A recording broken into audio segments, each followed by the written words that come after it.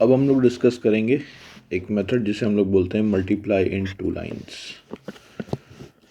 तो ये मेथड क्या है और हम इसका इस्तेमाल कैसे करते हैं वो सारी चीज़ें हम लोग देखेंगे। तो पहले यहाँ पर मैंने एक एग्जाम्पल में ये चीज़ ऑलरेडी सॉल्व कर रखी है, तो यहाँ पे क्रॉस का निशान लगा देते हैं। तो हमें 3 4 1 2 को 5 6 8 से मल्टीप्लाई करना है। तो ये जो मेथड है वो इस बात पर बेस्ड है कि जैसे मान लीजिए हमें दो नंबर दे रखे हैं मल्टीप्लाई करने को, तो लेट से ये 3 डिजिट का है और ये 4 डिजिट का है, तो ये थोड़ा छोटा नंबर है। तो वो हमने नॉर्मल जो मल्टीप्लिकेशन सीखा है उसमें हम लोग क्या करते थे कि हम लोग एक बार में एक डिजिट को लेते हैं और मल्टीप्लाई कर देते हैं। जैसे कि हम 8 को पहले 2 से गुणा कर देंगे, फिर जब सारी चीज़ें ख़त्म हो जाएंगी तो फिर एक क्रॉस लगा के हम लोग एक प्लेस शिफ्ट कर देते थे। फिर हम 6 से इसी नंबर को गुणा करेंगे, फिर वैसे ही करेंगे, फिर एक और प्लेस शिफ्ट करके इसको 5 से मल्टीप्लाई कर देंगे। ठीक है, उससे भी हमारा आंसर आ जाता है, बट कई बार जो लिखना पड़ता है हमें वो देखने में ज़्यादा लग जाता है। तो इसका यहाँ पे हम लोग एक शॉर्टकट बना रखा है हमने। शॉर्टकट तो क्या बोलेंगे, इसके पीछे अलजेब्रा होती है वो थोड़ा सा समझते हैं। तो इसका हमें यूज़ कैसे करना है, तो देखो जैसे ये नंबर है हमारे पास 568। अब वैसे तो ये तीनों मिला करके एक 3 डिजिट का नंबर बना रहे हैं, बट थोड़ी देर के लिए अगर हम इन नंबर्स को ऐसे देखें कि 56 और 8, ठीक है, तो 8 की टेबल में 56 आता है, यानी कि हम बोल सकते हैं 56 इज इक्वल टू 8 इंटू 7। तो हम लोग क्या करेंगे, ये जो नंबर 568 दिया है इसको हम ऐसे लिख लेंगे जो हम लोगों ने सीख भी रखा है एक्सपेंडेड नोटेशन में। तो let us write 568 as 560 plus 8। ठीक है, ये हम हमेशा लिख सकते हैं। फिर ये जो 56 हमें दिखाई दे रहा है इसके अगर हम फर्दर फैक्टर कर लें तो ये हो जाएगा 8 इंटू 7 इंटू 10 प्लस 8। तो अब अगर इस फॉर्म में हम लिख रहे हैं तो देखिए हमें एडवांटेज क्या मिलेगा, ये जो 8 है और ये जो 8 है ये दोनों जगह पे कॉमन है, तो इसे हम लोग यहाँ से बाहर निकाल सकते हैं। निकाल लीजिए। तो अब जो हमारे पास बचेगा वो देखने में कुछ ऐसा लगेगा। ठीक है, तो ये जो नंबर हमारे पास 3412 है, अगर हम यहाँ पे इसको लिख देते हैं कि हमने इसको मल्टीप्लाई कर दिया है, या इसको अगली लाइन में लिखते हैं।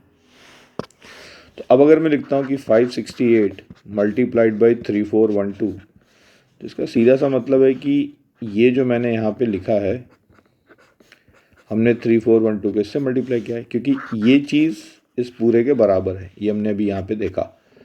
तो ये मैथ्स में हमेशा होता है कि भाई जैसे ये चीज़ इसके बराबर है तो अब चाहे आप इसको मल्टीप्लाई करो या आप इसको मल्टीप्लाई करो, दोनों से आंसर सेम आना चाहिए, क्योंकि ये दोनों तो आपस में बराबर हैं। तो अब अगर इसको अगर हम मल्टीप्लाई करते हैं तो अब ये देखने में कुछ ऐसा लगेगा, 8 7 into 10 into 3412 plus 8 into 1 into 3412। यानी कि यहाँ पे हम लोगों ने जो किया है वो जो हम लोग अलजेब्रा में पढ़ते हैं कि अगर a प्लस बी को हम लोग c से मल्टीप्लाई करें तो ये a times of c plus b times of c हो जाता है, जिसको हम लोग डिस्ट्रीब्यूशन लॉ भी बोलते हैं। तो ये जो यहाँ पे आपको दिखाई दे रहा है हमने इसके ऊपर डिस्ट्रीब्यूशन लगाया है। तो 8 एक बाहर था और ये बाहर था, तो जब 7 इंटू 10 करेंगे तो हमने 7 इंटू 10 को भी ऐसे ही रहने दिया है। ये सब क्यों कर रहे हैं ये भी लॉजिक क्लियर होगा जब हम अपनी वर्किंग देखेंगे तो। बट वैसे अगर सोचे तो हमने कहा 7 इंटू 10 कोई नंबर होगा, फिर बाहर में 8 मल्टीप्लाई हो रहा है, फिर 3412, यानी कि 8 इंटू 3412 और 7 इंटू 10। फिर ये जो प्लस का साइन है वो यहाँ पे आ गया है, तो 1 इंटू 8 ये आ रहा है और 3412 ये आ रहा है। तो इसका मतलब अगर मैं 8 इंटू 3412 कर देता हूँ, ठीक है, यानी कि 8 को 3412 से मल्टीप्लाई करता हूँ, तो देखिए यहाँ पे इस सेम काम किया गया है। 8 से पहले 3412 को मल्टीप्लाई किया गया पहली लाइन में, तो ये आपको देगा 8 टू ज़ा 16 का 6 कैरी 1, 8 1 ज़ा 1 प्लस 1 तो हो जाएगा 9, फिर 8 4 ज़ा 32 का 2 कैरी 3, फिर 8 3 ज़ा 24 एंड 3 27296। ठीक है, तो मुझे ये पता चल गया कि 8 को अगर हम 3412 से मल्टीप्लाई करते हैं तो जो मेरा आंसर आता है वो 27296 होता है। ठीक है, अब ये कैलकुलेशन एक हमने कर ली है। अब इसका हम यूज़ कैसे करेंगे, तो अब देखिए इसकी वैल्यू तो हमें पता चल गई। तो अगर हम ध्यान से अपने दूसरे वाले को देखें तो हमें यहाँ पे दिख रहा होगा कि 8 और 3 4 का फिर से मल्टीप्लिकेशन करना है हमें। तो जो काम हम एक बार कर चुके हैं उसको दोबारा करने का कोई मतलब नहीं है। तो हम अभी 7 इंटू 10 को तो ऐसे ही रहने देते हैं, लेकिन 8 और 3412 का जो प्रोडक्ट है वो हम यहाँ पे लिख देते हैं 27296, और जो हमको प्रीवियस स्टेप से आया था 27296 ये हम लिख देते हैं क्योंकि ये तो यहाँ से आया है। ठीक है, तो हम ऐसे बोल सकते हैं कि 568 इंटू 3412 को जब हमने इस तरीके से ब्रेक करके मल्टीप्लाई किया तो इफ़ेक्टिवली चीज़ें ये आ गई। ठीक है, अब अगर आप ध्यान से देखो तो ये वाला नंबर और ये वाला नंबर तो सेम है, लेकिन अब ये वाले नंबर इसमें फ़र्क क्या है कि ये वाला नंबर अभी 7 इंटू 10 से और मल्टीप्लाई होना बाकी है।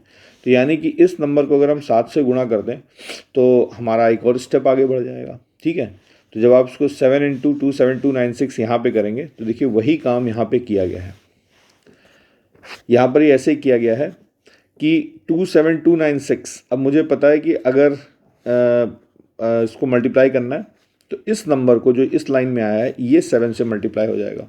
ठीक है, तो जब आप 7 से मल्टीप्लाई करेंगे तो आपको आएगा 7 6 42 का 2 कैरी गया 4, फिर 7 9 63 प्लस 4 67, तो 7 आया कैरी गया 6, फिर 7 2 14 एंड 6 हो गया 20, तो यहाँ पे आ रहा है 0 कैरी गया 2, 7 7 49 और 2 ये हो गया हमारा 51, तो 1, और 7 2 14 और ये आ गया 19। अब बात आती है कि इस 6 के नीचे इस 2 को क्यों नहीं लिखा गया, सीधे यहीं पे लिख देते हैं। अब इसका रीज़न समझिए, इसका रीज़न है कि यहाँ पे देखिए 10 आया है। ठीक है, तो ये जो आपका भी मल्टीप्लाई होने पे आया 191072, तो अब इसको हम ऐसे लिख देते हैं 191072, और इसके साथ में देखिए मल्टीप्लाई हो रहा है 10, तो इसका मतलब यहाँ पे आ गया 0। ठीक है, और फिर कितना आ रहा है 29296। अगर हम इन दोनों को एक दूसरे के नीचे लिखते हैं तो देखिए ये ऐसा दिखने लगेगा 69292। ठीक है, अब जरा आप ध्यान से देखिए कि ये जो नंबर यहाँ पे आया है और ये जो जगह यहाँ पे खाली छोड़ी गई है, ये जगह खाली छोड़ने का एक ही रीज़न है कि यहाँ पे एक्चुअल मल्टीप्लिकेशन जब आप करते उस एल्जेब्राइक मेथड से तो यहाँ पे आपको आता 0। तो जगह खाली इसलिए छोड़ी जा रही है, जो आपको थोड़ा सा मिस्टीरियस लगता है कि जगह क्यों खाली छोड़ देते हैं। जगह खाली छोड़ने की वजह सिर्फ इतनी है कि ये जो नंबर यहाँ पे आया है ये एक्चुअली में 10 से मल्टीप्लाई हो रहा है।